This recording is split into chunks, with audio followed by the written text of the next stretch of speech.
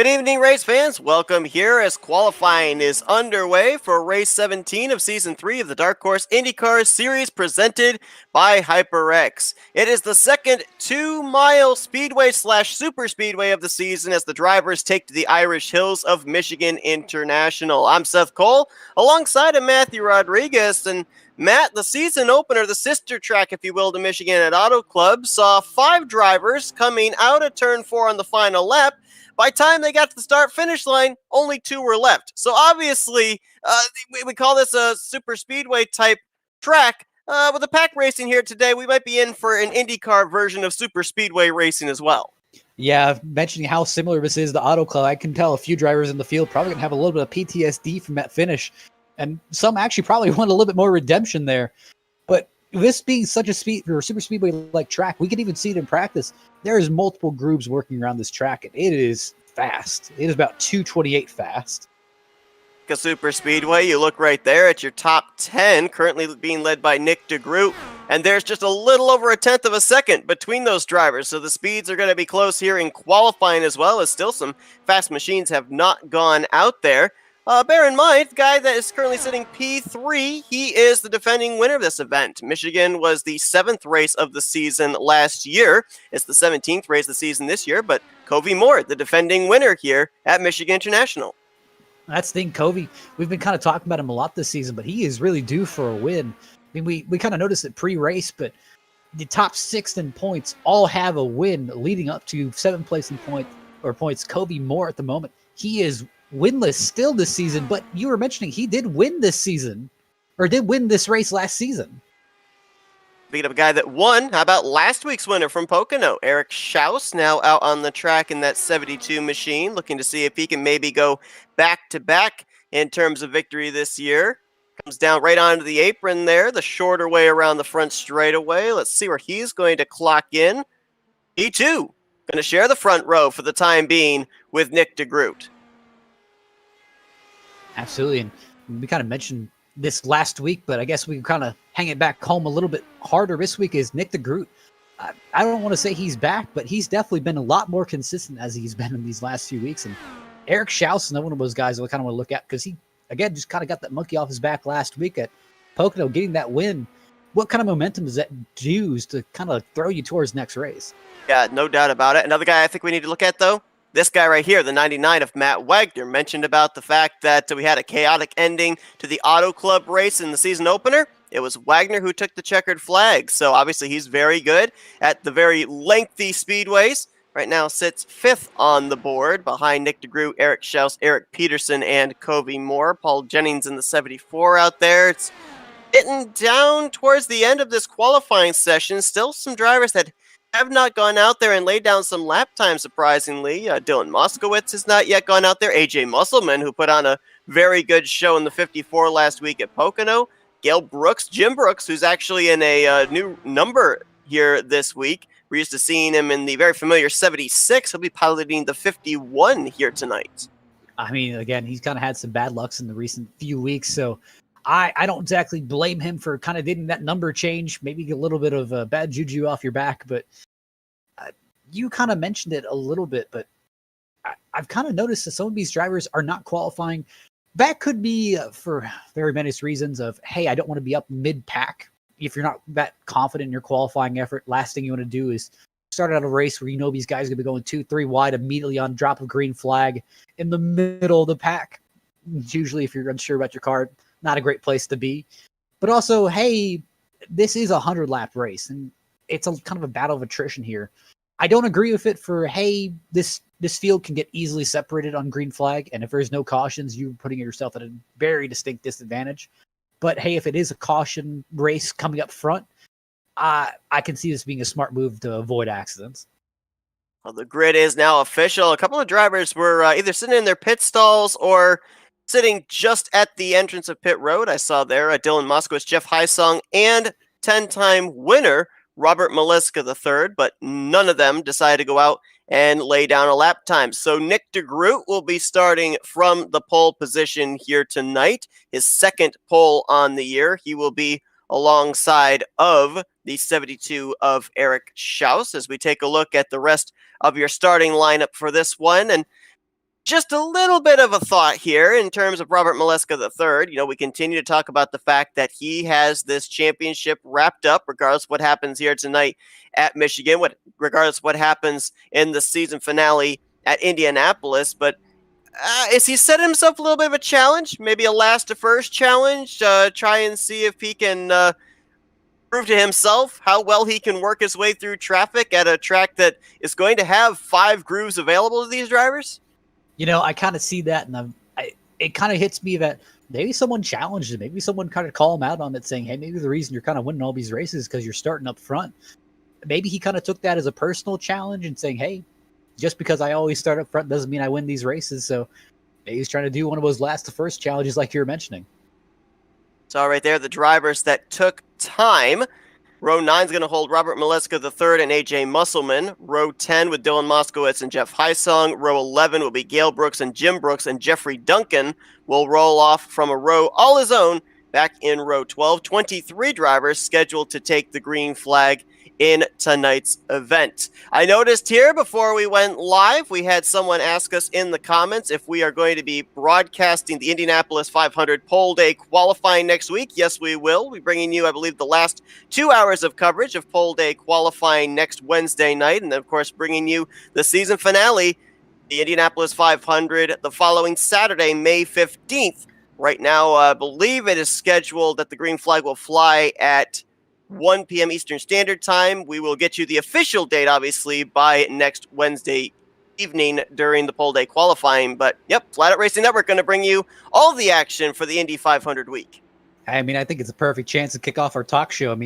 Easily 2 hours of us just kind of watching cars go around the track and maybe critiquing them a little bit. I don't know how much you like that, but, I do like to kind of sit here and think I'm better than everyone else, so...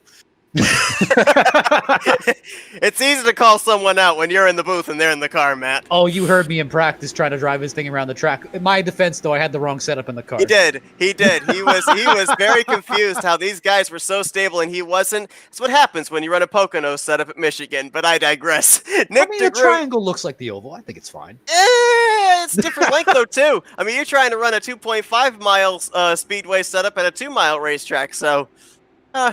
Gotta go fast.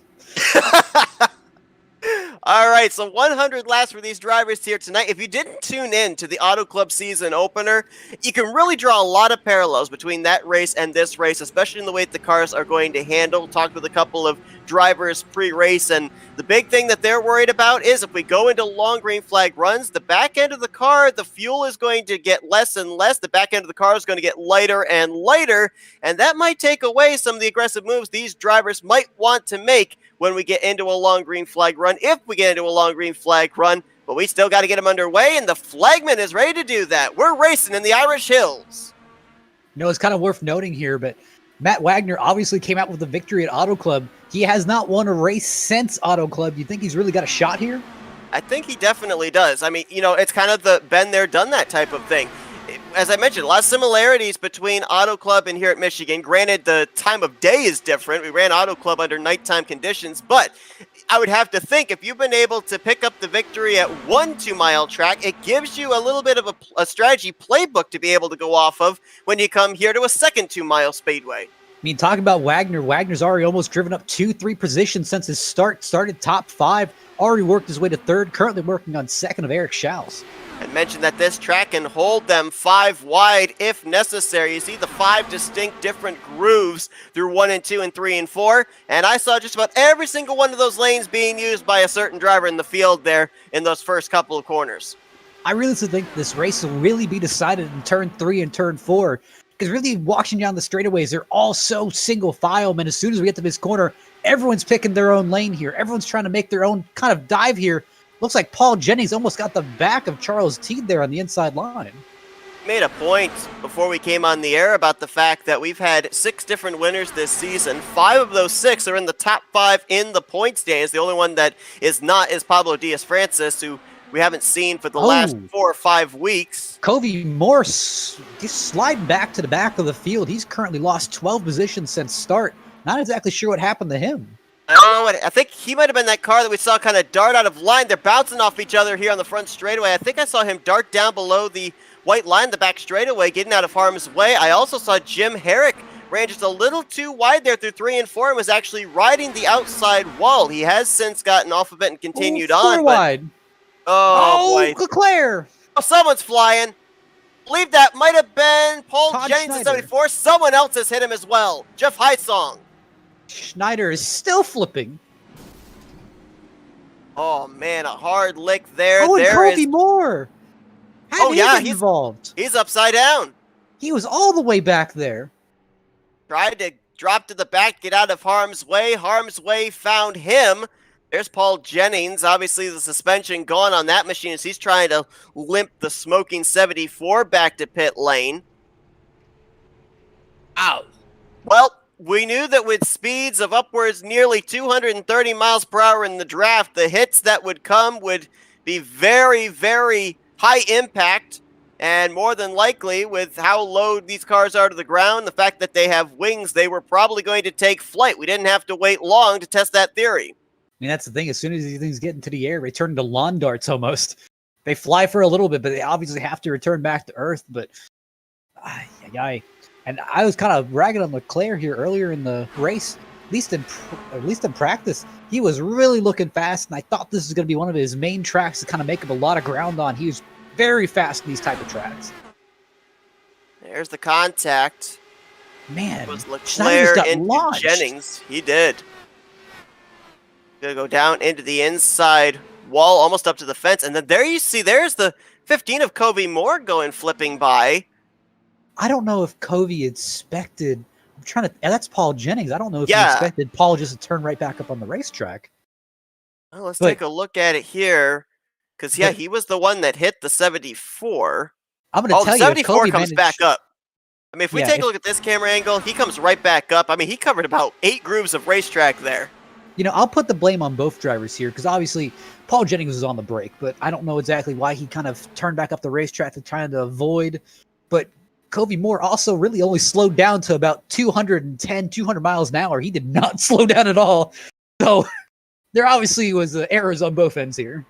Let's take an onboard look with Kobe Moore. Watch up ahead. There's the contact from Leclerc into Jennings to Todd Schneider. And then there you see no reaction time available. And you mentioned it, pretty fast still going through that. I think he was trying to see that gap, and he saw the cars closing up, and I think he thought he could hit it.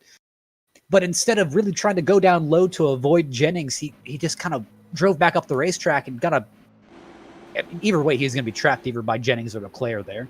Well, here's the question I have. I mean, granted, when you see somebody that's wrecking up ahead of you, it's smart to lift off the throttle, be prepared to hit the brake. But I don't think at that point the caution flag was out because both Jennings and Snyder's cars were down below the white line. So I don't think the yellow flag had been out at that point. You could have been right. You could have been completely right. But that's kind of the thing where you expect, I mean, obviously Kobe Moore has a bit of teammates there, and you've got to expect your guys in the room. At least I know from experience that, hey, when there's a caution going out, everyone in our general team chat knows because they're all screaming, hey, avoid this, avoid this. I have to imagine he kind of had that in the back of his head. And maybe he just didn't hear him. And it looks like Kobe Moore may have left the pit road when it was closed, so he may get another penalty off of that.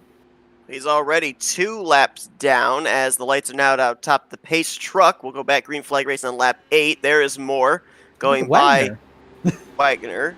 Wagner's in a pretty nice position here. So I kind of intentionally waited so we can get past this first caution because I think we all knew this was going to happen eventually. I mean, who you want to put the commentator's curse on? Who you got your eyes on? I think I've already put the commentator's curse on him. You know who I was calling as my favorite to win this thing pre-broadcast, and that was Kobe Moore. I mean, he's still got a shot. He's only 1 lap down, and I don't think he used the faster pair there under that pit stop, but certainly going to be a bit of a long day for him to try and see if he can get himself back into contention. I'm ready to go ahead and place that curse on Matt Wagner. I mean, he has shown, at least early on, he has got some speed here. That's who I'm looking at, and I think with that Auto Club experience, he's got at least a little bit of knowledge what he's doing here. Seeing that when that caution came out, we did have a number of drivers hit pit lane. As a matter of fact, from 5th place on down, they all came to pit road, including pole sitter DeGroot. Looks like 4 faster pairs have been taken currently. That would be the bottom 3 here at the moment. Paul Jennings, Todd Schneider, and Kobe Moore taking that faster pair. But there's one more, and he's currently up in the 13th position. Has to be David Leclerc. Surprised Jim Herrick didn't have an extended stay on pit road. Saw him up into the walls. The green flag flies once again, and they're getting a little racy back there. I believe that is around the Charles Teed machine. And Nelson, Eric Schaus in that mix. They were almost 3 wide crossing the start-finish line for that restart. It really looked like that restart was not really well executed by around the mid-pack. Just didn't seem like anyone got going there. We mentioned the fact that of the drivers inside the top 10, the top 5 have all been to victory lane. If you're looking at some drivers that are trying to break into the win column that have had very consistent seasons, is Jimmy Drynan going to go to the point? Obviously, Kobe Moore was one of those drivers. Charles Teed, Craig Forsyth, and Gale Brooks all inside the top 9 in the standings. Just a notice, looks like Todd Schneider's come on the pit road. I didn't see him hit the wall or anything, so I wonder if he may be serving a penalty or maybe there's something wrong with that car. Not certain. He is going to, looks like, pull into his pit stall. We'll follow up on that as Wagner gets back around Jimmy Drynan for the top position. Battle is on here. You got about 6-7 cars you could throw a blanket over from third place on back. Ooh. Nick DeGroot, Joe McAdory up here in the mix as well. Benjamin Combs in the 77. I'm trying to see who that is up at the lead of the pack. That's Paul Jennings. Paul Jennings is the lap down. He's currently caught up in this. That group from third place on back, they are slowly reeling in the top 2 as they continue to battle for the race lead, but not by much. We talk about usually at these type of tracks, the draft is very important, but with the type of runs that these drivers get on each other, it's not like at a super speedway, say Daytona or Talladega, where you can say, hey, let's all get single file nose to tail and reel in that other bunch of guys. It's easier said than done with these open wheel cars. You know, this may sound like a kind of an odd comparison, but I really take this kind of track almost to Bristol in this type of a way. Yeah. Not with the speed, but the fact that one car can kind of just hang around there and kind of stack up the entire field. I mean, look at Paul Jennings here. Paul Jennings has really kind of taken away one of those lines from these drivers, and he's managed to kind of bottleneck this field all the way back. And that just shows you, hey, if one car is really determined to it, or really just in the right place, right time, he's got the preferred lane. He can kind of stack up people at least a little bit back. That's kind of the same thing you see at Bristol, more or less, just seeing one car on that high lane, taking the kind of the runaway off the corner and just preventing you from going out and doing anything. You know what's kind of interesting, too, if you kind of, again, the comparisons between this and the season opener at Auto Club. At Auto Club, especially in the closing stages of that race, one thing that I recall is that the race leader was always trying to hug the inside line. Forced whoever was second on back to jump up to the outside line, which was the longer way around the racetrack. And while you might gain a little bit of ground on entry into the corner, you lost it coming off of the corner, whether it be off of turn 2 or off of turn 4. Michigan here today seems to be offering a lot more options to these drivers. I've seen a lot more drivers willingly go up to that second and third groove. Some drivers have even been brave enough to go right up to that lane just against the wall. I mean, Seth, we saw it here, but about 3 o'clock Central, they had a setup change that they said really allowed a lot more passing, really allowed a lot more racing. We're seeing it here, but that setup change has kind of opened up this field a lot to be able to do these 2-3 wide battles.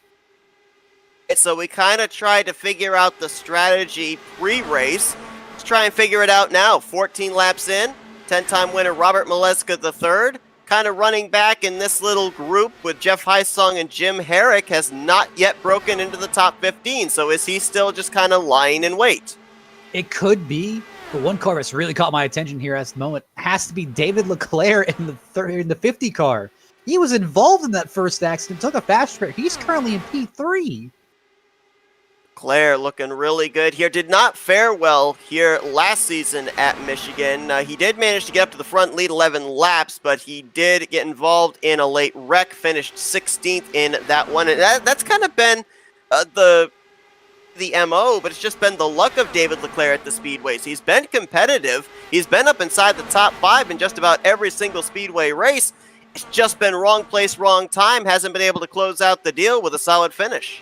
Well, another guy who really just kind of embodies that wrong place, wrong time, or just unfortunate events has to be Jimmy Drynan. And we saw him battling for the lead here, but I mean, would you believe it if Jimmy Drynan's best finish of the year had to be 5th at Homestead?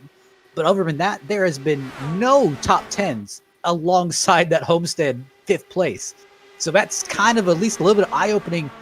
And that's really kind of making this run here that he's having in second and first, that battle that he's having with Wagner. Really, I think this is kind of his motivator saying, hey, I mean, look, we may have not had a great season, but look at how we're going to finish off this season, at least battling with these front runners. Yeah, and that's the thing, too. You know, a lot of people might be looking at this right now and saying, well, these guys are going out here in desperation mode, trying to win a race before the season ends. But in all honesty, what they're kind of doing as well is trying to give themselves some good mojo for next season, in season 4, because let's say you're able to pick up a couple or 3 top 5 finishes to end out the year, then all of a sudden you got people's attention for the following season of, hey, you know, they did pretty well at the end of season 3. They might be someone to watch for when we begin the new year. I mean, I don't advise doing this, but desperation mode really helps you evaluate your program and where you stand. Where, listen, if everything's off the table, if you're only told out to go win, are you able to at least contend for a win? And that's what I'm seeing Dryden doing here. And he may have not had a great season, but when his program comes down to go get a win, I mean, he's up here, he's battling. So that kind of gives me hope going into the next season and kind of makes me think like, hey, this my prospects of getting a victory, running good, staying. Oh, Jimmy Drenan's on the apron. Brings it back up safely, though, and still up inside of the top 10s. It only took about 7 laps for Nick DeGroot and company to reel in the top 2. So all of a sudden, what was a mono battle between Jimmy Dryden and Matt Wagner, all of a sudden they've got some friends. You got 10 drivers up here. Actually, yeah, 10 drivers up here inside of this lead group. I wonder where Gale Brooks is. I wonder if I can jinx him this week. Right now, Gale Brooks running back in 15th, so don't you dare. Which kind of surprises me because he really had a lot of good runs on these types of tracks earlier in the season. So really what took him out of a lot of these races were just events happening in front of him that kind of got him caught up in them and he couldn't avoid them. So that really makes me shocked if he's staying back here just to conserve his car, or that he really just can't go up there and battle at the moment.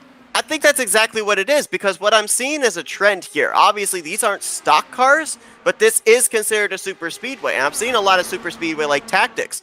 Guys from 13th on back, like Robert Maleska III, Dylan Moskowitz, Gale Brooks, Jim Brooks, Jeff Hysung, these are drivers who did not even bother to put down a lap time in qualifying, purposely started towards the back, and that's where they continue to run. So I think this is exactly what you just said. This is self-preservation, waited until we at least get into the second half of this race, so that way they have that faster pair still in their hip pocket if they run into trouble. But I think we're going to see these guys start cracking up inside of the top 10, maybe even the top 5, not until we get into past lap 50.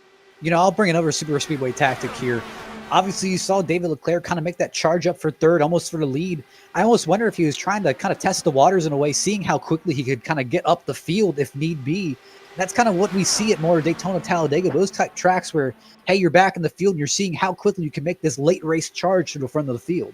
It's a great strategy there, as we almost had some contact for 4th place. That's Benjamin Combs, the brightly colored machine, on the outside of Krista Nelson. And then they almost made a little bit more contact there as Combs tried to arc it down into turn 1. Nelson was there. Good run there for Kristen Nelson, currently inside of the top 5. And again, we ended up having that wreck take place just when I was about to talk about this driver. Solid outing for Joe McAdory in that 4 machine, right now in 6th place, up inside the top 10. Another driver that has really struggled this year at the speedways, only 1 top 10 on the year.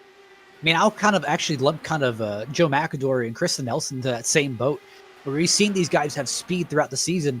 Now, they may have gotten a slow start to the season, but they've actually kind of increased in speed as we continued on. But I mean, these guys, they're the perfect example of, hey, when all chips are down, they need to go out and win. I mean, look at them. They're up here battling. Now, this is going to make things interesting. Oop, got one car with an issue there. Some connection problems for Benjamin Combs. But what's going to be interesting is, remember, only 4 drivers stayed out under our only caution of the day, which means that they're going to be roughly between 5 to 6 laps shorter on fuel than everybody else. The number we were kind of given, the furthest these drivers can make it on fuel, is they've only got an 85% fuel tank capacity, is about 30 laps. Now, granted, I'll bet they were able to save maybe a lap, lap and a half, maybe 2 laps under pacing. It only mean that they're about 7 laps away from when they're going to have to come to pit road. And these are 4 drivers that are hoping that this thing goes long enough into a green flag run that everybody else that pitted back on lap number 6 is going to have to come down as well. Well, I'll hit you with another unexpected, Seth. I mean, we really thought, at least in practice, that the top speed around this track was about 226, 227 at max. I mean, I've seen Matt Wagner get that run up on Nick DeGroot and I believe Jimmy Drynan a few laps back. He topped out at 2:32. So that was way faster than we were originally expecting. That's really going to shift some of these guys' pit strategies where, yeah, when they were doing practice and they're doing these kind of dual car runs, they weren't expecting this type of speed. The track conditions has also changed. I'm going to find this interesting too, because if you kind of look at the tracks out there with a difficult pit road to get onto, Michigan's not necessarily up there. However, you mentioned the high speeds that they're carrying. They're going to have to back that thing down to, I think it's 70 miles per hour here at Michigan for pit road speed, going upwards of 200 miles per hour through 3 and 4. So that might create a bit of difficulty in terms of making sure you don't get hit with a speeding penalty. But I took the opportunity to observe these guys in practice to see if anybody thought about this race going into a long green flag run and practice a green flag pit stop. The only driver that caught my eye that took the opportunity to do so was David Leclerc. And that's the thing, like Leclerc has been caught in so many instances this season when he has been running great. And that's been the one thing where I think he just doesn't have enough patience here. He's just not kind of letting the situation play out. He's trying to make more happen with what he's got. So that's the main thing I think is really hampering him. But I saw a few laps ago, Jeffrey Duncan just get about 2 tires on that bottom apron around pit road. And boy, he almost lost it. Paul Jennings is dropping back now. It looks like he got loose in the bottom. Yeah, he did. Off of turn 4. Almost came up and got Joe McAdory in the 4 machine. Nice save, but a bit of a heart-stopping moment for this group of 5 drivers that are battling from 5th place back to around the 9th position. Now, those 4 drivers that are more than likely going to have to come down pit road before everybody else, the 4 that stayed out under our only caution, your race leader, Matt Wagner, 4th place running Benjamin Combs, Joe McAdory in 9th, and Jimmy Drynan McAdory in 8th, and Jimmy Drynan in 9th. They will have to be on pit road probably about 5 laps sooner than everybody else in the field. You know, these 3 really catch my eye because Matt Wagner was kind of lighting the field on fire here earlier in the season. Obviously got off of that great debut win, but kind of around mid-season, around Gateway, he really started falling off from the points standings and kind of just left himself out to dry. Van de Sant's been one of those guys we've seen. Hey, he really had a good chance. Oh, he about slides up in front of Matt Wagner. But he really had that good chance to take the battle right to Maletska, but just has not been able to really get his feet under him and kind of haven't been able to take a good advantage of whatever Robert has kind of left on the table here. Yeah, all 3 of these drivers, former winners this season. Wagner at Auto Club, Van de Sant back at Watkins Glen, and Nick DeGroot at Phoenix. And is it time to go? I wonder. Robert Maleska III, the 10-time winner, has now worked his way into the top 10. He's up to 8th place. So maybe with green flag pit stops closing in, he's pressed the go button. Joe McAdory has led us on the pit road, but Matt Wagner, I heard, is coming in this time. Benjamin Combs on pit lane as well. There is McAdory, just finished up his pit stop and is down and away. And this kind of brings up a huge thing where you're having so many guys hop on the pit road. Now, Steph, I got to ask you, because obviously this has went through your mind before, but hey, if a leader calls out he's coming to pit, I mean, do you stay out an extra few laps hoping an incident happens to kind of get you at least a little bit ahead on cycle? Absolutely. Yeah, I think that's exactly what you have to do. Otherwise, why did you come down pit road back on lap 6? I think that with the way that we've gone into this long green flag run, they have to have themselves prepared that this may continue to go green, maybe to the end, if not have a couple of other lengthy green flag runs. So if you're off sequence, I don't really see any gaining of then coming down pit road with the race leader. I mean, looking right now at the lap times, Matt Wagner, who's now heading for pit lane, at last time by only ran half a second slower than his fastest lap of the race, and that's with over 30 laps on his tires. We'll go ahead and double mention this, but obviously pit road speed here is 55 miles an hour, and you got to get yourself slowed down from about 220 to 55. That is a huge, monumental difference. What's the thing that we mentioned about the fuel tank emptying? The back end of the car gets light. That might have been why we saw the 99 Matt Wagner almost lose it. I mean, these cars now are getting looks like Jimmy snappy Drynan may have gotten the penalty coming in. He is currently sitting on pit road. He is indeed. So that would, I belyeve you are correct, be a speeding penalty for the 94. That is a tough break for a car that was up in the top 10. I see, man, Drynan really didn't leave much to the imagination. Entered at about 80 miles an hour. Ooh. Well, the police out there marking the speeds, and they Looks pegged like him. Miletska might have been another one of those guys who got held in pit road. Right now he's in the. No, I think actually what you're seeing there, Matt, Malesko was one of the drivers that came down pit road back on lap 6. Probably had an extended stay on pit road during that stop. He is on pit road this time, however. But I'll go ahead and I'll mention something that I really liked that Wagner did. Wagner called out his pit stop about 2 laps before he actually, I think he intended coming down the pit road. And more or less, this kind of adds a little bit of unique factor that you don't see in other forms of racing where all the other drivers have immediate communication to each other. So what Matt Wagner did is when he was coming around the track, he verbally called out, "Hey, I'm pitting this time." And that kind of, I think, was kind of meant to spook the guys behind him, thinking, "Oh, he's coming in this lap. I need to come in with him." And seeing if he can catch someone off cycle to get him to the pit earlier than he wanted to. And that really aided him because he obviously passed through and pit next lap. A little bit of mind games being played here, and we're not even in the halfway point. Alex Van de Sant on pit lane this time from the second position. David Leclerc has just hit pit lane also in the 50 machine, which now leaves us with a total of 10 drivers yet to come down pit lane to complete this cycle. Just look here. I was seeing De Groot up here, and De Groot, I'm kind of wondering about his strategy here, where obviously he's trying to stay out a little bit longer, trying to extend the life of these tires, the life of the fuel tank, but I don't know about getting this off strategy and having, I think you can kind of see where I'm going with this, where you don't want to be kind of at lone man dancing and having the whole kind of field coming up behind you without any help. Kind of interesting because, we talk about Matt Wagner being the winner of the Auto Club race, the sister track to Michigan. The guy he was battling on that final lap that was not able to make it back to the start-finish line, getting involved in a wreck final lap turn 4, was Nick De Groot. So you're watching the 1 and the 99 with counter strategies here. It's also worth noting that during this pit stop, it looks like Jim Herrick has also taken a fast repair. Not sure what damage happened on his car, but at least he felt it was kind of necessary enough to take one of those. Jim Herrick did not come down pit lane with all of the others, I do not believe, back on lap 6, and I do remember him getting up into the outside wall. Don't know just how badly that might have hurt the suspension. Didn't look like he hit it too hard. Schaus almost missed the entrance to pit. Oh, Leclerc! He misses it. And I think that caused Eric Schaus to miss pit lane, having to pull back to the right to avoid the 50 running him over. He has missed pit road. I mean, I heard it over driver chat, but obviously Eric Schaus definitely spooked Leclerc there, and Leclerc was not expecting him to come down. But if you notice his entry in the pit road, he tried to hop on that bottom of turn 3 and 4, and there's just no grip down there. When he hopped down and just plowed the car right back up the field and messed up his entire entry. You just saw Jim Brooks in the 51 car on pit lane. Gale Brooks now going to come down pit road, and I assume we're going to see Eric Schaus coming down behind as well. There he is now on pit lane, and you have to wonder, a mistake like that, running that slowly on the front straightaway, how much ground that is going to cost this machine.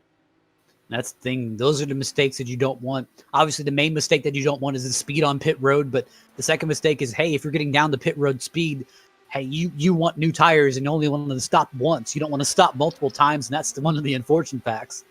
You questioned the strategy of Nick De Groot. End result says it did not work out for him. He was second place when the pit stop cycle began. He's going to cycle around currently to 4th behind Maleska III, Van de Sant, and your race leader, Robert Wagner. Matt Wagner, actually, but just looking here, and I've noticed that Matt Wagner actually had a kind of a slower stop than anyone else here on track, but that just shows you the power of the undercut. I mean, just the fact that Wagner was able to come in early enough, and he was the first one on pit road.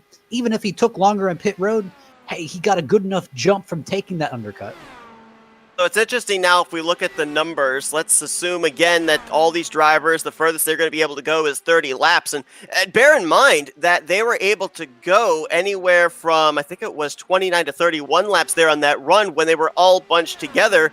I remember back Watkins Glen, I made the mistake of not calculating in the ability to use draft in terms of how far you could stretch it. And you have to definitely apply that here today in Michigan. So right now, with Wagner being out there now on the 9th lap of his stint, he would theoretically, if we use the number 30 as the benchmark, only be able to go another 21 laps. We put into lap 64. Oh boy, that would put him, what, 6 laps short still of making it on fuel. So, I mean, most of these drivers came into this race thinking about it being just a 2-stop race. I'm not necessarily certain with the timing of our only caution if they might not have to make 2 more trips to pit road before the completion. I think some of these drivers wouldn't mind seeing a caution. Obviously, some of the guys who are lapped down wouldn't mind seeing a caution, kind of bunch back up the field, give them another shot. But I'd say specifically for those guys in the top 5, obviously a restart will give you a bit of a bunch up of the field and kind of give you an opportunity to gain a bunch of spots at once before this field gets all spread out like we've seen here. So the cycle of pit stops have been completed. Jimmy Dryden, as you mentioned, with the speeding penalty, now finds himself a lap down in 21st. Covey Moore and Paul Jennings still a lap down in 19th and 20th. There are 18 cars currently on the lead lap. All 22 drivers that took the green to start this race are still out on the racetrack as we watch this battle for the 3rd position between Robert Maleska III and Nick DeGroot, the defending champion, trying to get the final podium position from, let's say, the outgoing champion.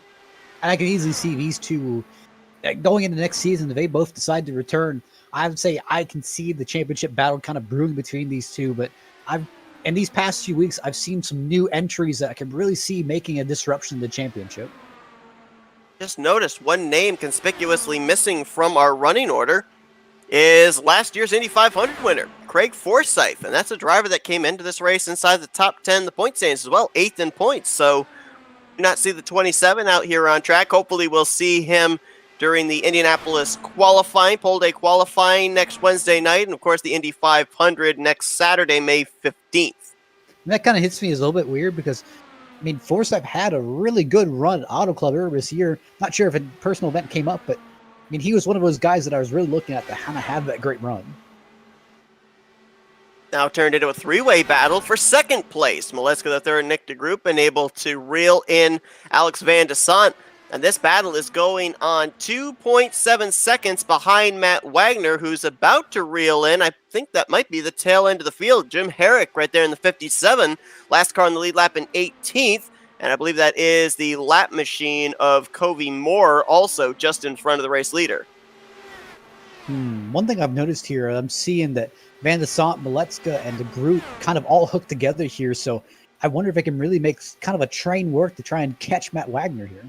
Keep an eye on the lap time, see if they are able to gain. I am seeing the interval slowly continuing to increase, but if they can keep themselves lined up long enough, they might be able to make up some ground. Right now, though, it's not looking like that is the case. Battle for 5th place remains nose to tail. That's where Benjamin Combs is. Actually, that's not even a battle. That's Paul Jennings, a lap machine that is currently there with Benjamin Combs by his lonesome in 5th place. David Leclerc also riding in no man's land. He's currently in 6th. Our Iowa winner, Charles Teed, quite a couple of seconds back, as he looks in his rearview mirror and sees Joe McAdory and Dylan Moskowitz. The 3-car of Moskowitz only runs the speedways here this season, and a good run right now for him as he's going to take away the 7th position, make that 8th from the 4 of McAdory. That's the thing, just seeing how many good runs that Moskowitz kind of had this season. It surprised me that he didn't really make that full season bid, even with maybe not road courses being your preferred forte. But definitely, if he had at least a little bit more consistent this season, he would be one of those guys that I'd really be kind of looking at the top of the points. At Wagner now having to deal with traffic. He just put Todd Schneider a 4th lap down. Now to the inside of Jeffrey Duncan, 18th place driver. Now going to go -1. Next driver in his hit list is Jim Herrick. We talked about the issue that Eric Schaus had getting onto pit road. He is still on the lead lap, but has dropped him all the way down to 16th in the running order, a driver that was up inside of the top 5 when the last cycle of green flag pit stops began. I mean, it just shows you how that little mistake can set you so far back. And again, that was just him missing pit road. That wasn't even a speeding penalty. Just imagine how much a speeding penalty will set you back. Actually, you don't even have to really imagine. I mean, look here at Jimmy Dryden in 21st and set him almost all the way back to the back of the field. I mean, it's pretty much almost taken him out of the main fight of this race. We are now halfway through this event here at Michigan. Drivers have to make at least one more pit stop before the conclusion, and if they can maybe save... One car in the wall. It looks like McAdory. And he's going to hit it again. Oh, Peterson! And Peterson is flying and spinning like a top down the back straightaway. Man, this looks like that top 10 is going to come today. No, sir. Well, he does have a fast repair, I believe, so that's at least good news. But, man, it's been a tough couple of weeks there for Eric Peterson. He suffered a barrel roll last week at Pocono. Now he spins on his roof here at Michigan. Aye. And that just kind of a heartbreaker where Peterson really had nothing to do. I mean, he knew he was sliding down the track, but at that point, if you jerk it to the left, I mean, the whole car is going to go sliding around. You held it to the right. There's no telling if he's going to drive right back up to the wall. Kind of a no-win situation there. See there with Joe McAdory, it's almost like the car didn't want to turn for him. It just kind of went straight in the corner. With the speeds these drivers are carrying, would that play into that right front tire heating up so much that the car just does not want to go left? It could be. I'm kind of noticing the fact here that it looks like McAdory really tried to go one lane up, trying to get at least a little bit of free of Charles T's draft. Now, what I think he was trying to do was trying to get up the track a little bit to almost get out of the draft wake so he could run the corner at normal speed, but trying to arc down, get Teed's draft exiting the corner and trying to pull all the way past him on the back straightaway. Maybe he just mistimed it, didn't realize how close he was to the wall and just tapped it. One thing we should bring up too, that they are running the legacy version of Michigan, and you can clearly see those seams between the different grooves into the corner. I mean, we are running temperatures in the triple digits here today as far as the track temperature is concerned, about 104, 105 degrees track temp. Would those seams, if you hit them, be slick? Could that have been what also caused the Ford to maybe kind of go straight when he went into corner entry? It could have, but I really think there's a little bit of bumps around the bottom of the track, so I don't know. I think maybe he just misjudged the outside wall and just didn't realize he was that close. I'm looking at Jim Brooks here, and Jim Brooks had a incredible view. I believe that just before that caution came out, Jeffrey Duncan was the first car one lap down, so he should get the free pass here under this yellow, giving us 17 drivers on the lead lap when we go back green. We're now into the second half of this race here at Michigan. Matt Wagner currently showing the way after he was first on, first off of pit road. Alex Van Desant, Robert Molesky III, Nick DeGroot, and Benjamin Combs is your top five. We're going to step aside for a quick commercial break. We'll be back here for the restart for the Dark Horse IndyCar Series presented by HyperX. It's a road few dare to travel, a journey filled with danger and unpredictability. So why do we traverse this road? Why do we take such a gamble? Because if we don't try, we'll never know what we could have achieved. That's why we strap in, rev up, and fix our focus on the ultimate prize. Because the reward is well worth the risk. The 2021 NNSCRA Daytona 500, Saturday, February 20th, exclusively on Flat Out Racing Network.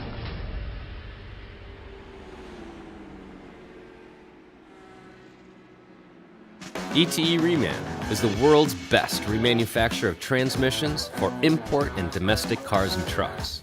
Based in Milwaukee, Wisconsin, our customers are repair shops, auto parts stores, dealerships, and distributors.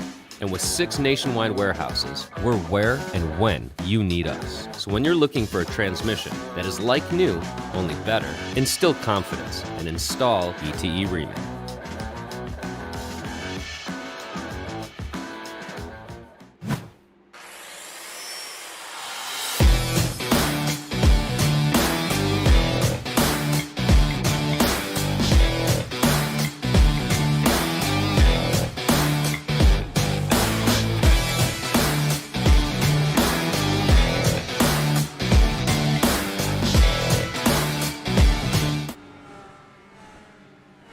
Green flag set to fly once again here for our second restart of the day.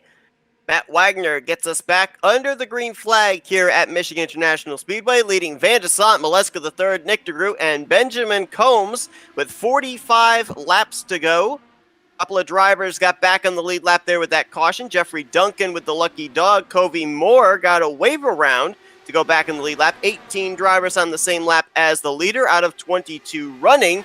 Wagner got himself a good start, but as we know, the draft and the slipstream is going to come into play. Look at the run. Van de Sant gets down the back straightaway. You know, I was going to kind of mention, but it didn't look like Van de Sant really got a great start, but man, he has really fought back.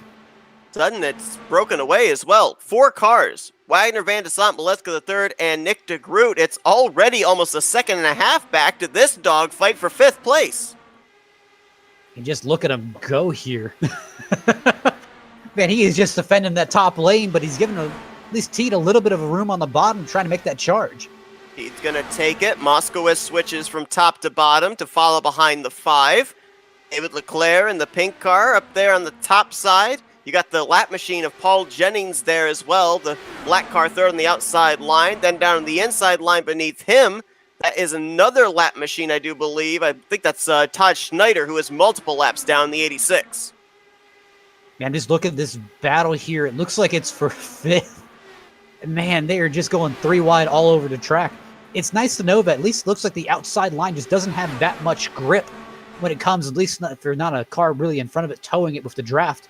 But just seeing how much Benjamin Combs able to come back on the back straightaway just shows how powerful the draft is. Sant just went by Matt Wagner for the race lead as we continue to watch this battle around that 5th position. And with the timing of that yellow flag coming out, it does bunch everybody back up, gives them the opportunity to be able to run laps in the draft rather than by themselves. Field was very spread out after our first and only so far cycle of green flag pit stops. But according to the calculations, these drivers are still going to have to be on pit lane at some point. When they took the green, they're going to be about 15 laps short of making it to the finish. That's kind of brings into the noggin where you really can't save that much gas, but are you really going to bank on a caution or try to save a little bit of gas here, seeing if you can go further and wait for maybe a caution to come out with how hard these guys are racing so far? I don't know if these guys have a spotter, but Dylan Moskowitz just cleared himself twice. He went to the middle and almost hit the car beneath him. Then he tucked in front of Charles Teed when he passed him around the outside. So that 3 car, he's making himself some aggressive moves. Do I have to buy you a spotter? Hey. Charles Teed now going to look to the inside on Moskowitz as these guys continue to battle for that final spot inside of the top 5. Looks like Van de Sant managed to take the lead, but Wagner fights back on the bottom. And you got Maleska and de Groot just kind of lying in wait in 3rd and 4th. They now get back to single file, back again to the eye of the storm. Ooh, someone got the wall. That might have been Moskowitz brushing the wall just a tad off of turn 2. Man, they are just lined up 2 by 2 behind. Oh, Leclerc gets Moskowitz. Oh, and there they go. Moskowitz hard into the wall. He takes Krista Nelson along with him. Joe McAdory just piled in. I think I see Benjamin Combs in the 77 there in the vicinity as well. And really, I think that's kind of a combination of Paul Jennings was really trying to pinch Moskowitz as far down as possible, just trying to make him kind of uncomfortable there, not trying to make the move. And Leclerc just kind of came up not knowing the situation in front of him. And it really looked like Moskowitz just kind of got pinched, and as soon as he got that little tap in the left rear, it was gone. Take a look at what happened here. We kind of saw it in the making, a more in-depth look. And I mean, you were talking about them 3 wide. This was a 3 wide with very little room given. Yeah, I don't know about that one. I feel like listen, it's lap 60. There's still a lot of give and take that could have been handed out there. A close call there for Eric Peterson. Here you saw Joe McAdory got involved, and there's the 77 of Benjamin Combs on the top of your screen. Now, I believe out of the 3-4 drivers that were involved in this, none of them had used their fast repair, so they still at least have a chance to stay in the race. It is, however, their only lifeline. And with this caution coming out, they still can't make it on fuel if they all came down pit road. Tell you, my heart goes out for Krista Nelson. She almost made it back to pit road, but man, that thing was just crab walking so badly that she had to get the rest of the tow there. Interesting that one of the drivers we talked about that was in the vicinity of where that wreck started, Paul Jennings. This caution is going to save him. He gets the lucky dog and will be back on the lead lap in 16th place. 2 drivers elected to stay out here under this caution. Everybody else came down pit road. little confused as to why, because as stated, there's no way, I don't think, that they can save enough fuel to make it the rest of the way. They would have to be saving upwards of 10 laps to not have to come down pit road again. Why would you be coming down pit road giving up track position here? I don't know. I'm not that sold on it here. Maybe they know something we don't. Maybe they think they can save and kind of get to the end, or maybe we're just trying to get themselves as close to the finish as possible, hoping for a few more cautions to kind of carry them through. Or maybe we're just trying to get within one lap where it's, hey, we don't have to take a splash of fuel and go. Well, whatever the case is, we'll find out the fallout of it within the next 40 or so laps. When they hit the straight this next time by, we will be at 37 laps remaining, and we should get the 1 to green signal. Got a car coming down pit road there, a couple of cars, lap machines, Jimmy Drynan in the 94 and Jeffrey Duncan in the 32. All 22 cars are still running, although currently 6 of them are off the lead lap. Jimmy Drynan, Jeffrey Duncan, Benjamin Combs, and Krista Nelson look like they will be the ones to battle for the free pass should we get another caution on this next run. Matt Wagner and Eric Schaus stayed out. They're your top 2. Robert Maleska III was the first one off of pit lane. Will restart in 3rd place. Nick DeGroot in 4th. Charles Teed in 5th. David Leclerc will be 6th. Jim Brooks in 7th. Alex Van de Sant dropped a couple of spots. He's going to be restarting back in 8th with Jeff Heisong and Gail Brooks completing the top 10. One guy I've got my eye on here has to be definitely Leclerc. I didn't think Leclerc got any damage there with that contact, but he's still one of those guys who is bad fast that I really think can go up there and battle for his win. I believe that Krista Nelson and Benjamin Combs, they would have had to have used their faster pairs there. Same for Dylan Moskowitz.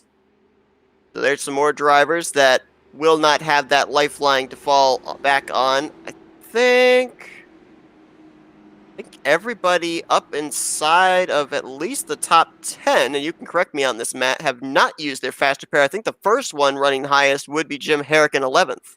Actually, it'd be David Leclerc in the 50 with that first incident there where, he pretty much went flipping. He managed to take a faster pair, battled all the way back. And look at this. You might have seen that top of your screen. A car darting to pit road as they now get the 1 green signal. That was Alex Van de Sant giving up what would have been a 8th place restarting spot. Come down pit lane, maybe top off the fuel tank again. A couple of other drivers coming down as well. Joe McAdory in the 4, Dylan Moskowitz in the 3. Said all these guys got their number, and some of these guys are willing to stick to it a little bit more than others. So far, we have worked 3 cautions here tonight of 9 pacing laps. 15 lead changes so far, and I think the number that stands out to me, the average speed here this evening so far, 228 miles per hour. These drivers have been flying around this 2-mile speedway, and we've seen some aggressive racing here in the first half of this race, Matt. I have a feeling as these laps continue to tick away and we get closer to that checkered flag, aggression is going to probably be too mild a word to describe what we're about to see here for this restart. You see a lot of these drivers in the hot seat. They are going to be trying to get up there as fast as possible, and I think this is where push comes to shove here, and still there is a lot of racing left. There's a lot of laps left, and I don't think it should be like that, but I know these drivers have been in that situation before. You want to get up there as fast as possible. Of the drivers in the top 5, 4 are looking for their 2nd win on the year. 1 is looking for his 11th, as Matt Wagner is going to lead them back here to the start-finish line. Trying to go coast to coast here today is Matt Wagner, as he will lead us back to the start-finish line. 35 laps to go. Really kind of a good start from the 4th on, but looks like T just did not get going on that restart. And this seems to be indicative of a lot of the speedway races that we've observed. It seems like there's a certain number at each track where that particular car in that particular position cannot get going, and a gap will actually grow. If I remember correctly, it was back at Atlanta, the top 6 or 7 would get away. 8th place on back just did not seem to be able to catch up. Here today, it seems like if you're inside the top 4, you're at least going to still be up there with the race leader. I mean, it's a few different factors here. Man, I'm looking at this battle near Paul Jennings, Jim Herrick, and well, actually, it looks like, McAdory. It looks like Jennings in the wall. And he is indeed. That car is slowing up there on the outside line. Now brings it down towards the inside line. Still very, very slow for that 74. No caution, however, as there was no oncoming traffic. I just don't see why you're battling that hard for 16th. I mean, I understand you're trying to kind of make as much moves happen as possible, but I don't know about that. Well, again, as I stated, I don't think any of these drivers can make it on fuel, even those guys like Van de Sant and company who came down at the 1 to green signal. However, if we're talking about super speedway racing, a lot of times drivers will say when you know there's another pit stop you're going to have to make, that run beforehand is all about setting yourself up in the best position possible in terms of running order, so that way you're able to gain even more spots on your pit stop. Absolutely. I'm just kind of looking through the standings here, and obviously Maletzka is kind of running away with the championship here, but I mean, you got to wonder for some of these drivers. Obviously, we've kind of talked about this for the last part of the season, but what can you really take forward going into next season here? Well, I think if anything, you can kind of use these final couple of races, Pocono, Michigan, and of course the Indy 500 as well, as a measuring stick to guys like Nick DeGroot, the defending champion, and Robert Maletzka III. Try and figure out what is it that he was able to find in the first half of this season that I was lacking, and how do I make myself better to be able to be a competitor against him if he runs the full season next year? It's kind of that same thing, and you got to be wondering, looking at the schedule next year, I believe Michigan's back on it, but we're not sure if we're going to go back to Legacy Michigan or we're going to go to the new Michigan. Of course, the new Michigan would give these drivers a lot more grip to work with. Not to say that they've been without grip here today, but Gary Corley and Jim Herrick almost had a run in there. We got a little bit squirrely out of 4. They're wadded up in this third group. We've got 3 different packs right now. You've got the top 4 all together. Then you've got another group of about 5 or 6. Then you've got this group, which is about nearly 10 cars, maybe 11 machines in this one. So your own little battles going on here, your own little battles in one big war. Ooh, and I'm seeing that car. It looks like Todd Schneider he does not look stable in some of these corners.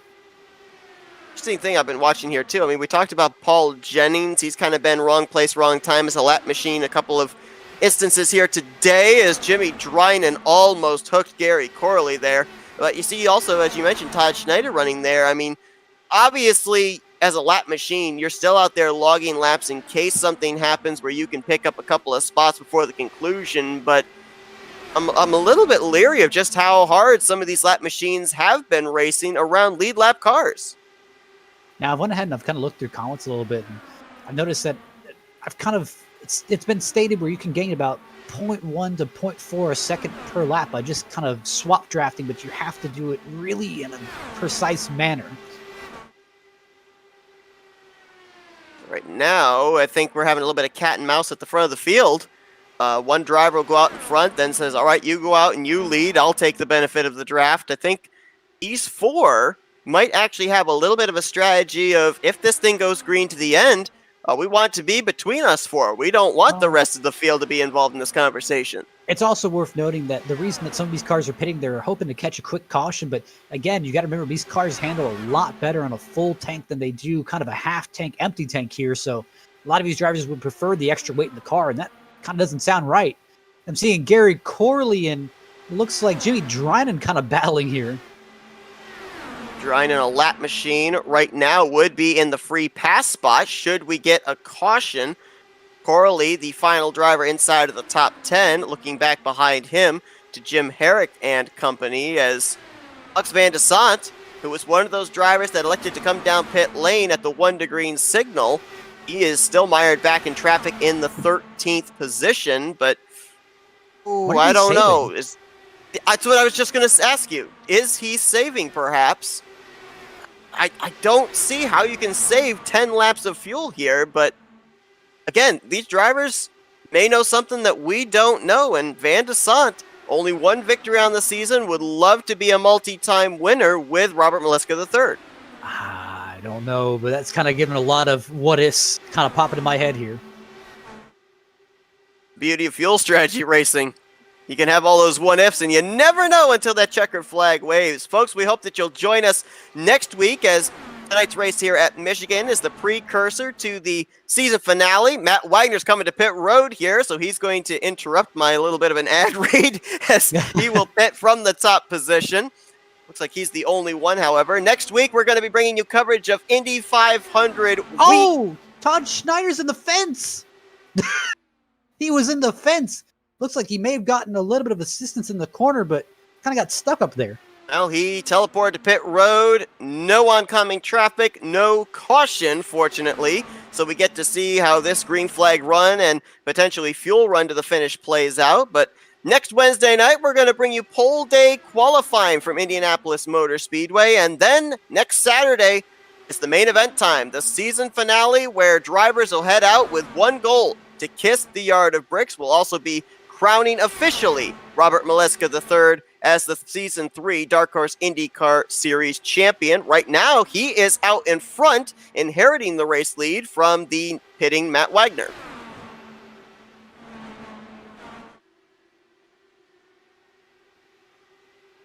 Nick DeGroot behind him in second. Eric Schaus in third.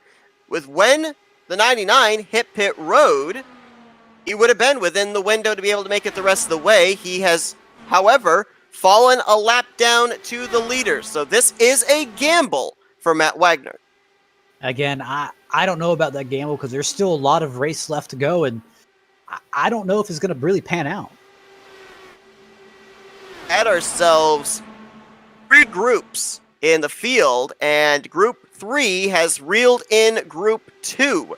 Jim Brooks, David Leclerc, Jeff Heisong, they've now been joined by Gary Corley, Alex Van de Sant, Joe McAdory, and others. So a group of about 9 drivers in this pack trying to reel in a group of 4 drivers in the lead pack, but they still have about 1.3 seconds to make it one big group again. Yeah, I can kind of see the idea, but I don't know about its execution because I'm looking back here with Leclerc and everyone. I'm just seeing how the intense battles are, and I know just one wrong slip of the hand and there's a caution out, and a lot of these guys are saved on strategy. We saw Wagner come down pit road all by himself. Another driver that is moments away from having to do the same thing is Eric Schaus. Both Wagner and Schaus stayed out under the 2 previous cautions.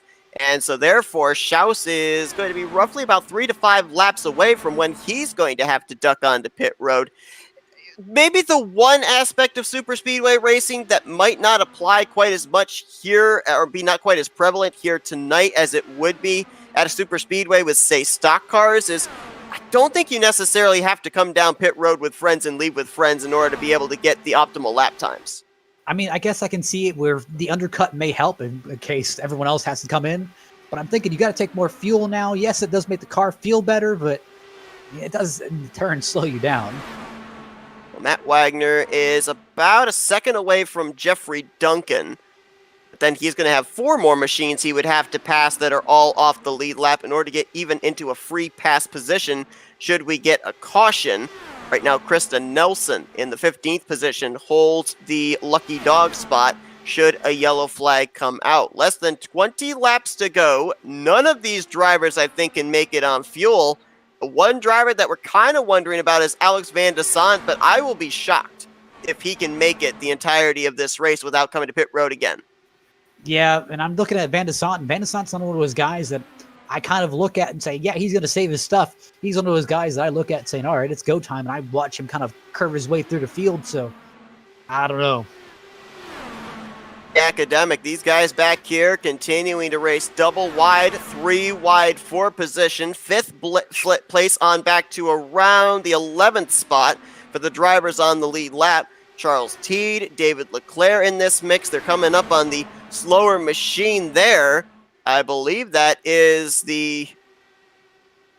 I'm trying to make out who that is. I think that's Jeff Hysong in the 18 who got left out to dry from that lead group.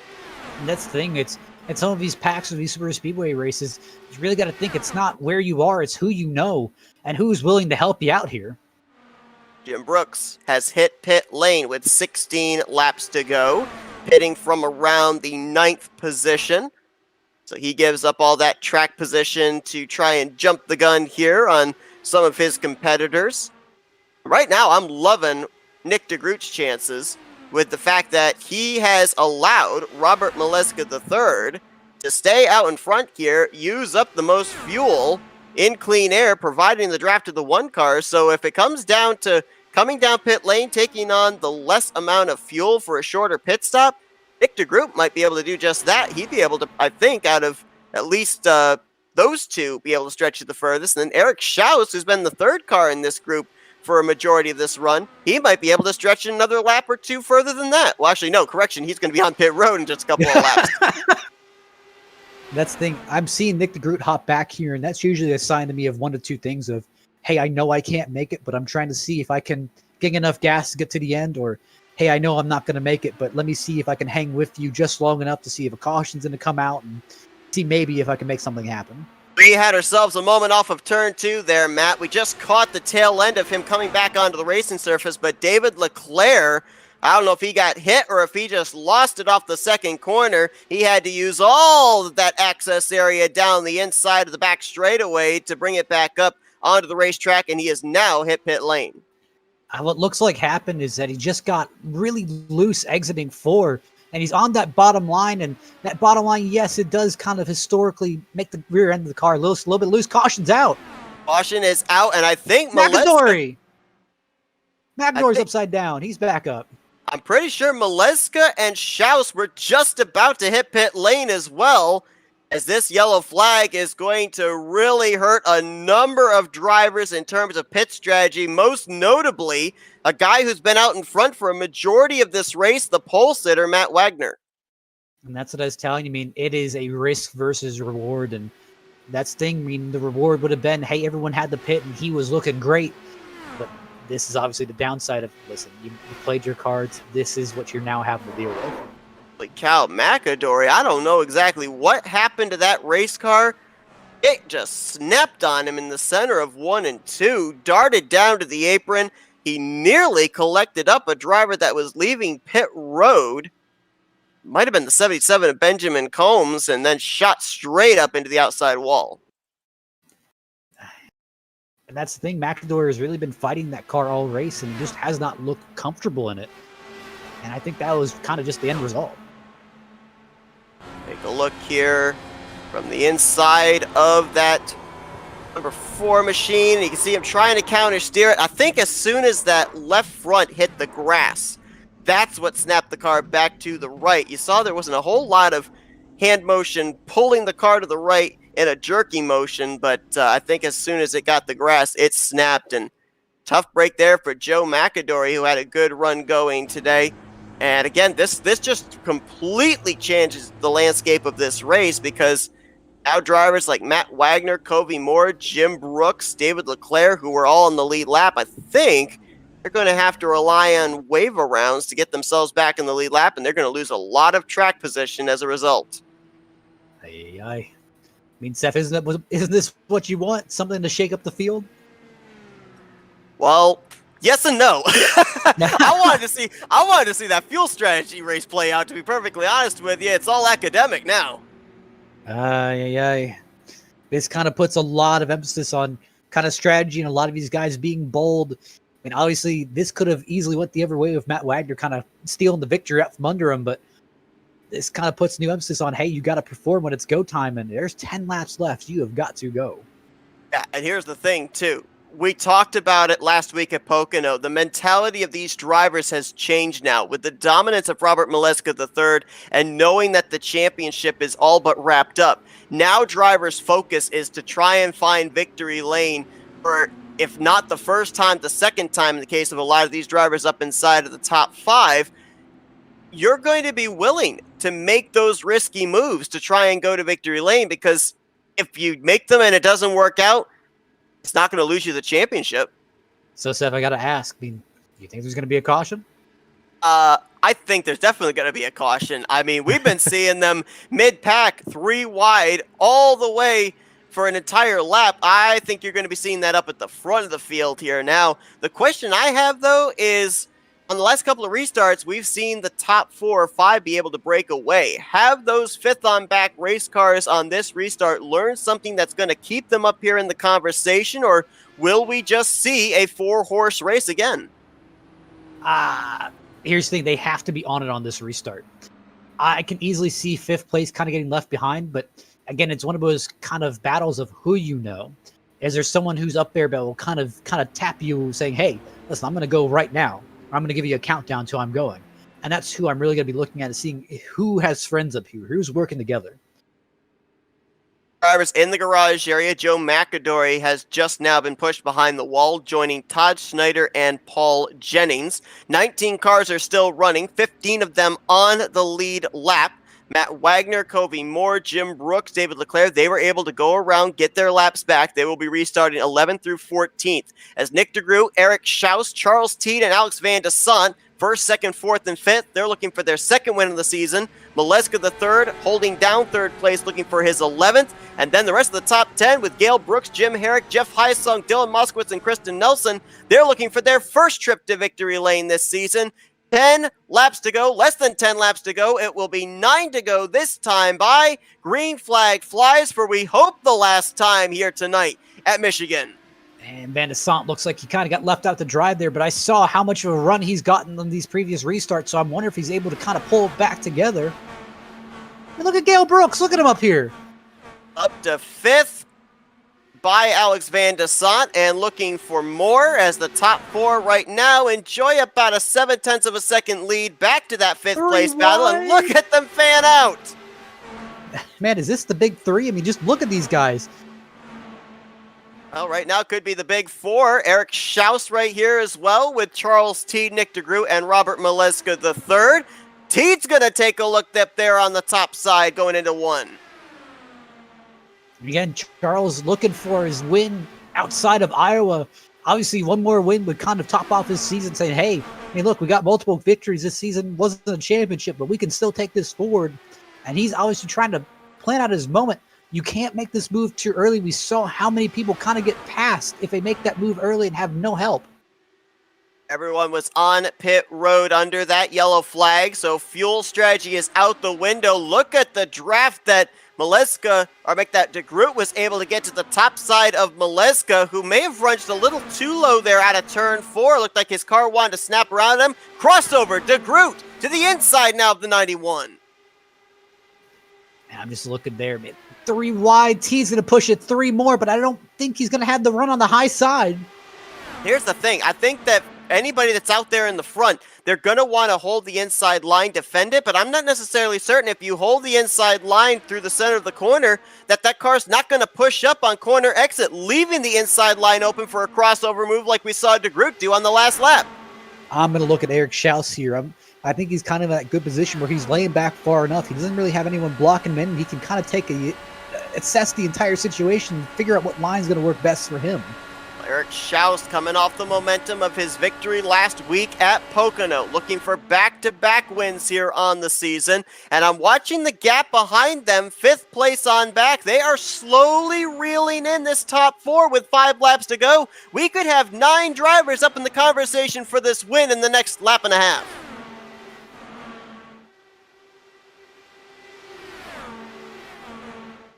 DeGroot going to clear Maleska. Maleska now jumps up to the high side. He's going to edge ahead going into turn 3. Charles Teed in the middle. Schaus jumps up to the extreme outside line. And then, as you see there, starting to close in, Gail Brooks, Jim Herrick, they're side by side for 5th place, leading group number 2. Van de Sant up the middle.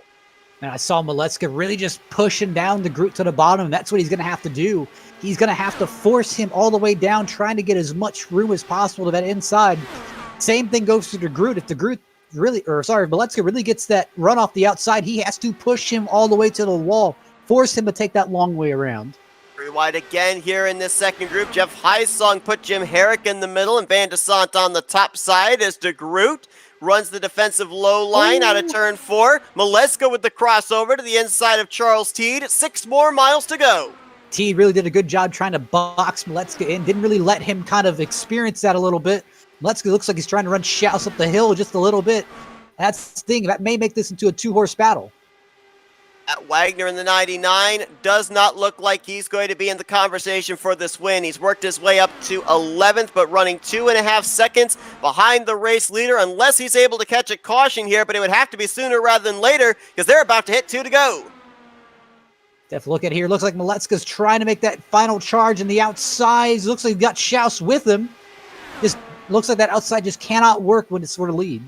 The shorter way around the racetrack for Nick De Groot as now Teed going to jump up to the middle. Maleska back up to the high side once again. Dead even heading into turn 3. We'll see if either line's going to be able to get the advantage, middle or high. Teed's going to be able to clear Maleska. Still stays alongside Nick De Groot. Here we go. White flag in the air. One more lap here at Michigan. Oh, caution out! Did they take it? Did they take the white? That's the question. I thought they took the white flag, but I don't know. That was like a bang-bang play right there. I don't know. I don't see the pace. I didn't see the pace car lights on at that time, but apparently they called it. It is a caution. And we're going to have to wait and see. Does this mean we go into overtime or... It looks like Wagner just got loose coming out of the turn 4 and just barely clipped Leclerc. So now here's the question. If they did not take the white flag, who was ahead at the time that the caution was thrown? Because Teed right now is maintaining ahead of Nick De Groot. At the timing the caution came out, I thought I saw De Groot as the race leader. Let's wait for scoring, see what happens here. De Groot's now going to pull ahead of Charles Teed. So it may be Nick De Groot winning this race. I can easily say I think De Groot was ahead. But I don't think I've ever seen a caution come out at the identical moment that a race leader's nose, or in this case wing, hits the start-finish line. But that was the case, and that means that that was the checkered flag right there. Nick De Groot, the outgoing champion, the defending champion of the series. He is going to be a multi-time winner. Second win on the season heading into the Indianapolis 500 week. Shout out to that rally back from Charles Teed. I mean, he was there. I think if he had that lap to complete it, he may have been able to get by him. No doubt. Robert Maleska III was trying the third lane. That was a heck of a battle there between those 4 drivers, and I almost wonder if Charles Teed had had those extra 2 miles to work with up to speed, if he could have gotten around Nick De Groot. De Groot was running that defensive line, but finally, I can't believe we're saying this 17 races in, we now have 2 multi-time winners on the season, and Nick De Groot will be the second winning here tonight at Michigan International after maybe one of the more bizarre timing of a caution. There's so many stories here. There's so many stories. I mean, obviously, Eric Schaus could have easily went for his second win of the season back to back. You got De Groot who actually managed to win the thing. He comes back for his the multi-time win of the season. Charles Teed almost made his double win of the season. And then Maleska's trying to top it off and get his 11th win. And think about it, too. You know, you look at the other drivers inside of the top 10 here. Jeff Heisong, Gail Brooks, Van de Sant, Moskowitz, Herrick. Even the comeback by Covey Moore. Covey Moore was a lap down in this race. Took the wave around and was able to battle his way back up to clinch a top 10 position. All of these drivers with solid outings and comeback runs in 100 laps here at Michigan. It just makes you wonder what kind of comeback stories we're going to be talking about at the 200 lapper at Indianapolis in the Brickyard the Indianapolis 500 rather, next Saturday. I'm going to tell you, if any of these drivers are going at it like this, I mean, it is definitely going to be entertaining. Here are the finishing results from today's event as Nick De Groot pulls his number 1 into the winner's circle. A heartbreak, I think, would have to go to a couple of drivers who the timing of that yellow did not work out for them. Jim Brooks, David Leclerc, and Matt Wagner, all up inside of the top 7 when they came down pit road. The caution pinned them a lap down. They did take waiver rounds, but never really were able to get themselves back into the top 10. That's the thing. I mean, a lot of these guys, they just wrong place, wrong time. That shows you, even if you dominate the race like Wagner was doing, I mean, just that gamble call. And here's the thing, it's nothing wrong. I mean, he had to take the gamble since no one else was. We're going to be talking with our top 3 finishers here in just a moment, as Robert Maleska III will be the first one we'll talk to. Already coming into this race, had locked up the overall championship, but riding a 3rd place finish into the Indianapolis 500. You got to bet that that's a race that's on his bucket list here as well. Kind of the icing on the cake, if you will, to hoist an Indianapolis 500 trophy as well as a championship trophy all in the same day. And we're going to talk with him now. Hey, Robert, it's Matt and Seth up here in the FRM booth. You got us? Yeah, I got you guys. Wow, what a heck of a battle there at the end. 3 wide, several occasions between yourself, the 5, and the 1. We talked with drivers pre-race, and they said that that outside line did have grip and could be utilized to actually make some passes. Were you able to find that grip line? And do you think if you'd been able to have that final 2 miles under green flag conditions that you'd have been able to clear those guys to pick up win number 11? Yeah, like once it got past lap, 15 to 20 of the run, you had to run, the top side of the track.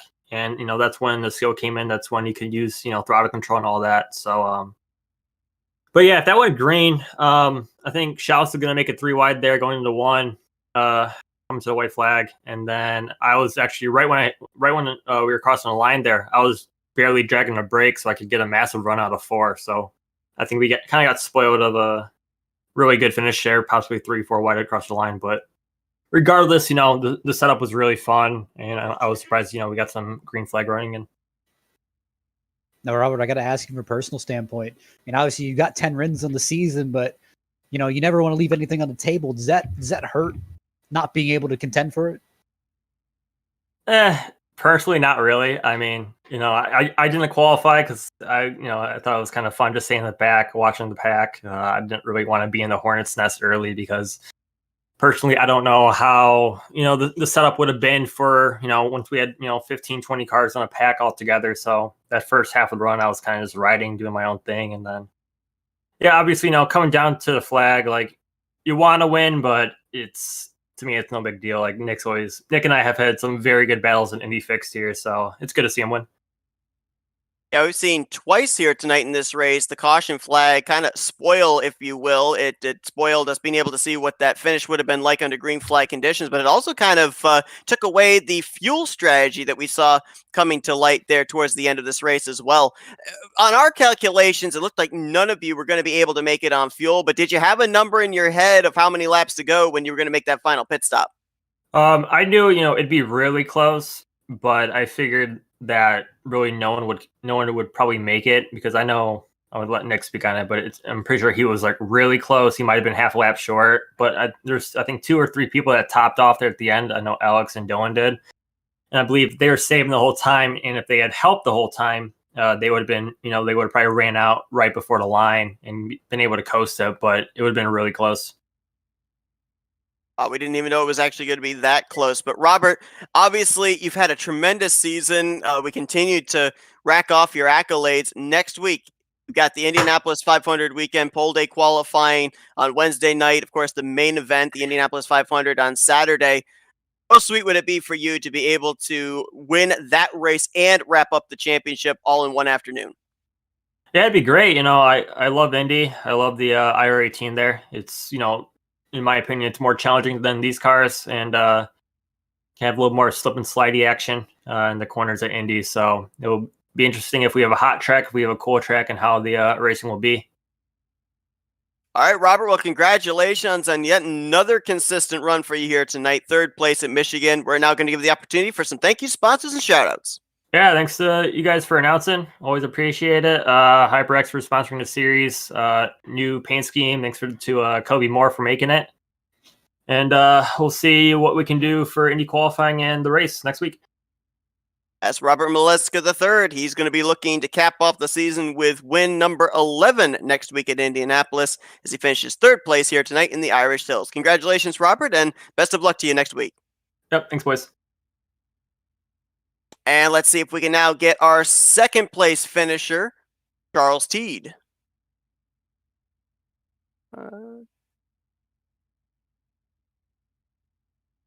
Hey, Charles, it's Matt and Seth up here in the FRM booth. You got us? What's up, gentlemen? How you doing?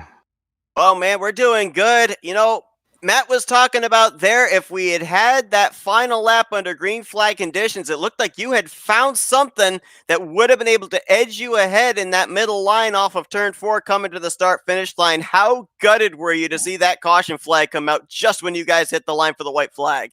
Yeah, I don't know if that's necessarily the case. Nick's pretty damn good, and Robert, those are two of the best on here. But I wanted to see it. I think it was neat that, I had myself and Eric, two teammates, where we were talking to each other. So it was kind of like a 2-on-1 whenever we'd team up on them. And it takes that with their talent level to be able to compete. But no, it was a very fun race. It was a different kind of setup with a loose car, which is what I like. Most of the league prefers a tighter setup, so we've run tighter cars this year, but this is the way I like to drive it. So my goodness, that was fun. Would have liked to seen if we could have got Nick. Now I got to ask. I mean, I asked the same question to Robert, but I mean, does it sting being that close? I mean, obviously you don't want to leave anything on the table. Obviously, double wins does sound nice in the season, but I mean, does it sting just being that close? Yeah, it does. So I got to go win Indy then, and I think I'm probably going to have to do that from 33rd. So Scott Goodyear better look out. I'm not sure I'm going to be able to make qualifying next week, but yeah, there's one left. Obviously, those two guys, like I said, and even Eric, I'm in the bottom of threshold of talent of this group, but it's fun when my night it comes out kind of goes my way, and ditched some early action, got touched, and then it was really just running smooth and running that high groove, and feathering the throttle. Gosh, it was fun. Yeah, let's talk about the mayhem of mid-pack, because we kind of saw that every time that we had a restart, 3 wide, some occasions a near 4 wide. We know that this track can hold them 5 wide if necessary, but it looked like a lot of those 3 wide formations were really tight. How difficult at over 220 miles per hour is it to be able to hold your lane when you're in the middle with drivers on left and right? It depends really where your tires are at. Early in the run, that's very doable. Later in the run, you could see someone was almost always lifting, because people would lack confidence that everyone's going to be able to hold it together. Once the rear started to move out, and you have no choice but to turn up towards the wall, and then that takes you up half a lane, and that'll collect another car. So I was really impressed with the skill of all the group today to stay very light on the cautions. But the mid pack, I created a lot of those second packs by screwing up on restarts. I kept dozing off or something, not getting good starts until that last one, and got a little gap on Vandesant. So it was a 4-car pack there at the end. And then it was just, once we had a second, we knew it was us 4 for the win. Well, Charles, congratulations on a great performance here tonight. Obviously, as you said, you're going to be starting towards the rear for the Indy 500, but man, it's great to take good momentum into that season finale, and you certainly have that with this runner-up finish here tonight. We're going to have the opportunity now to thank some sponsors and do some shout-outs. Yeah, I want to thank you guys. All season, you guys have done a great job. Excited to have you guys back next year. I want to thank FRN and ESTV for broadcasting these. I want to thank the Dark Horse guys. We got to thank HyperX, Butt Kicker, for all that they do for giving prizes to this league, and for the drivers. I mean, we've got some really, really good drivers, and put things together to go at it next season. And hopefully I get home just early enough to throw down a qualifying lap next week and get up near the front to start, because I love that place and would love to get a W. That's Charles Teed, second place here tonight. National, your Iowa winner, looking to go be a multi-time winner next week at the Indianapolis 500. Best of luck to you, Charles. Congrats on a great performance here tonight. Thanks, gentlemen. And let's go down to victory lane. Second time this season, the defending champion is your winner. That is Nick DeGroot. Hey, Nick, it's Matt and Seth up here in the FRM booth. You got us? Yep, I got you. Well, man, we've talked to you a couple of times in the last few weeks, but it's been a while since we've talked to you in Victory Lane. How good does it feel to finally put this one machine back in winner's circle? Oh man, it feels like it's been years. It feels like Phoenix happened like 3 years ago, but it feels so good to get back in victory lane. Our second one of the season. This whole season hasn't been the title defense I had hoped it would be, but to at least get a couple wins and have a chance at a third next weekend at Indy is just really a cool way to end it. And coming off of Pocono, the disappointment there to be able to come off that and go win here, not just win the race but win the pole as well, is just it's really awesome and it really puts a pep back in your step. So, Nick, I've got to ask. Obviously, you seem really excited about this. So, I've got to ask, how much momentum do you take to Indy next week? And then how much momentum do you take to the start of next season? I mean, both of those are key. Just, ending the season on a high note, so you go into next season just on a high. I mean, that's how I entered this season, but I guess I didn't really work out too well. But it's all about mindset, so I think it helps in that way. And I was looking forward to this final leg of the season for a while because I knew Pocono, Michigan, Indy; those are some of my best tracks, and it's just tracks I really feel at home. So Indy's gonna be different with Indy's gonna be different with the IR18, but I still think it doesn't hurt to win. I'll go ahead and add one better. I mean, obviously, since Michigan is what we're starting off next season with, I mean, that starts you off with immediate confidence. Yeah, that's a good point. I'd actually forgotten about that. So, yeah, absolutely. I mean, Covey won Michigan last year. I won it this season. So hopefully we factor back and go 3 in a row here. It seems like a track this team likes. Now, Nick, obviously we saw the caution come out, closing on 10 laps to go. We were really wondering if drivers would be able to stretch it the rest of the way on fuel. We talked moments ago with Robert Mileska, and he said that it sounded like you were close. Could you have made it to the start-finish line on that checkered flag with what you had in the tank, or were you short and we're going to have to pit before the end? Well, the lap that caution came out, Rob was going to pit. So if that all came to pass and we stayed green, I was going to lose the guy I was drafting off of. So because of that, I don't think I was going to make it. At that point, I was about a lap and a half short. So I would have needed to get right behind Schaus, but I knew he was pitting soon after that as well. And I don't think I was going to make it. I think if anyone was going to make it, it was probably going to be Alex. So I was not sad to see that yellow come out. I'll just say that. Well, Nick, you don't know how good it was for me to be able to see you coming off of turn 4, facing the correct direction on the final lap, because we know what happened at Auto Club, another 2-mile track earlier on this season. So congratulations on your victory. You joined Mileska as a multi-time winner this season. You've got that momentum going into the Indianapolis 500 week next week. We're now going to give you the opportunity for some victory. Thank you, sponsors, and shout-outs. Yeah, just thank all the people that back this team at Factor Back Motorsports, motorsport.com, 3D Bull Riding, Cowboy Shit, and the great sponsors that just support the league, like HyperX, Butt Kicker. And it's been a good week for us because we won Lionheart, the Speedway race, with Rob, because he's our teammate over there. So got another one this week, and we have another league race coming up on Friday. So hopefully we can complete the trio and get all 3. It's been a heck of a week for Factor Back. Want to do it again next week at Indy. Well, best of luck to you on that. That's Nick DeGroot. He is your winner here tonight in the Irish Hills as he takes the victory at Michigan International Speedway. Congratulations, Nick, and we look forward to seeing what you bring to the table next week at the Art of Bricks. Thank you, guys. That is going to conclude our coverage here tonight from Michigan International Raceway. Matt, we pretty much expected a super speedway type race coming in. I think it's safe to say that's exactly what we got. And no, that's almost what we're going to get next week going to Indy. I mean, we've seen how chaotic some of these finishes could be at Indy, and also it has its own prestige, which really makes people want to be their best, and has some unknown names usually pop up and give them a good show. Now, obviously, we know that a champion is already going to be crowned in Robert Mileska III, but, last week we saw Eric Schaus go to victory lane at Pocono. Tonight it was Nick DeGroot after what's been a bit of a winless streak for him going to victory lane here at Michigan. Do we see a new name pop up there into victory lane at Indianapolis, or do we kind of see maybe some of these front runners we see week after week be the ones to take that checker flag? I could easily see a new name kind of popping up, someone who may just have, honestly, I'm going to throw my hat into it. I can see Covey Moore kind of coming up, maybe being one of those guys who could go out to a victory. I could also see Gail Brooks, someone that we haven't really talked about this season, who's good at these type of tracks, who really just kind of shows up at the end of the race. I could see him being one of those guys to talk about. Well, it's going to be a good one, no doubt about it. Craig Forsyth, who we did not see in the field here tonight, he'll be heading into that Indianapolis 500 race as the defending winner.